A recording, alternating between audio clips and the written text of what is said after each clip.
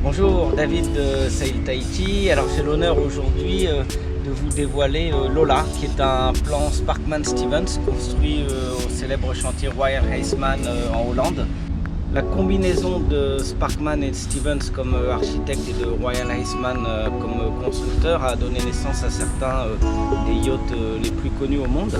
Et en ce qui concerne la période à laquelle a été construite Lola, c'est parmi les heures de gloire du chantier qui a fabriqué différents bateaux dessinés par Sparkman et Stevens qui ont gagné notamment la Whitbread en 1977 ou l'Admiral's Cup en 1972.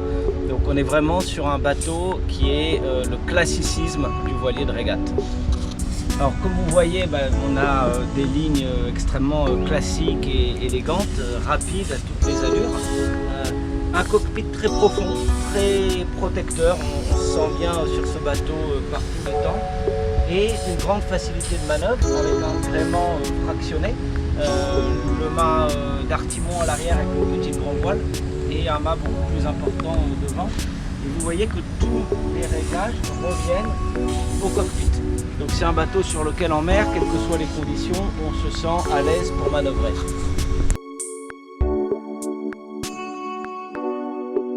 On voit les voiles qui sont dans un état impeccable, le matelotage moderne, mât en très bon état, winch en très bon état, les cordages en bon état. Donc c'est un bateau qui est vraiment aujourd'hui dans un état complètement préparé pour la navigation. En fait, tous les éléments d'esthétique du bateau, aussi bien que les éléments techniques, ont été renouvelés avant son départ de San Francisco. On a un grand génois à 125%, un spi asymétrique, un étai largable sur lequel on met le tourmentin trinquette et une grande voile complètement latée ainsi que la voile d'artimon. Le bateau est très facile à équilibrer sous voile. Donc, Lola est équipé de panneaux solaires, d'une annexe complètement neuve. Vous pouvez voir une Highfield qui a à peine 2 semaines. L'accastillage a été renouvelé, vous voyez des winches Arken magnifiques en état superbe. Mais on a conservé vraiment les possibilités de réglage d'un vrai voilier de course. Vous voyez par exemple le rail de génois, je ne sais pas si vous vous rendez compte de la taille, donc les possibilités de réglage que ça nous donne, rien à voir avec des bateaux modernes, là on est vraiment dans le vrai yachting. Là encore, quand on parlait d'accastillage, vous voyez la solidité du rail Arken qui a été installé pour la grand voile, qu'on est prévu pour résister à tous les temps. Un peu plus de panneaux solaires, tout est vraiment pensé pour à la fois la course hauturière ou la très grande croisière. Nous voici à l'intérieur, dans la cabine principale. Le bateau est découpé en deux. On a une cabine principale à l'avant et de l'autre côté du cockpit central, on a une cabine arrière. Alors ce qu'on remarque dans ce bateau, c'est bien entendu la qualité des boiseries et des vernis, l'intelligence des rangements. Vous voyez qu'on en trouve un peu partout, ils sont relativement profonds.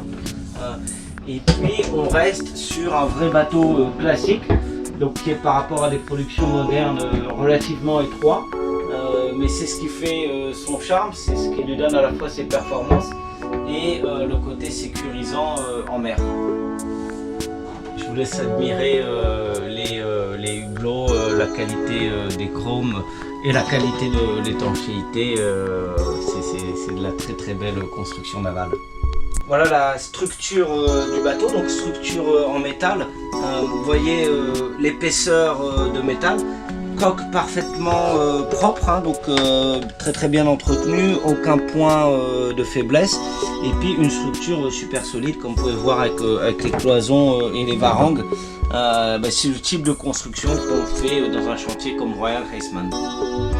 Une vraie table à quart, vous voyez, de très grande taille, avec des rangements importants, complémentée par une électronique moderne, régulateur de charge solaire MPPT, VHF, BLU, un bel autoradio moderne et le radar traceur Raymarine. La gestion électrique est pilotée par un contrôleur Mastervolt dernière génération Vous voyez qu'ici on a nos différents interrupteurs, même le disjoncteur pour le guindeau, l'électronique, et puis la lumière de la table à cartes qui bien entendu peut se mettre en rouge pendant les quarts de nuit.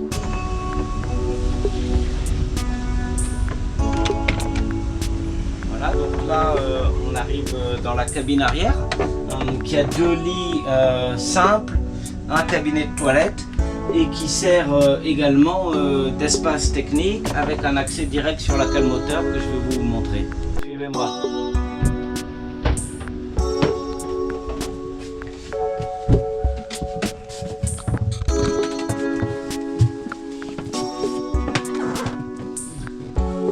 Voilà, donc là on est dans la salle des machines avec le Perkins, très bien entretenu, en super état.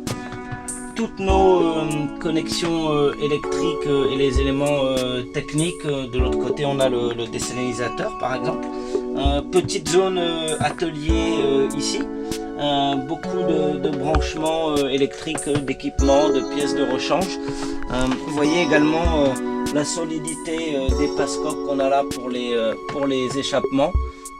Alors vous voyez au niveau du système d'arrivée de diesel, on a une cuve de jour donc qui se remplit à partir des réservoirs principaux avec un premier système de filtre jusqu'à cette cuve suivi ensuite par le pré-filtre et le filtre moteur. Donc on a la garantie d'avoir du carburant complètement propre qui rentre dans le moteur et puis des branchements impeccables. En plus tout est indiqué comme vous pouvez le voir.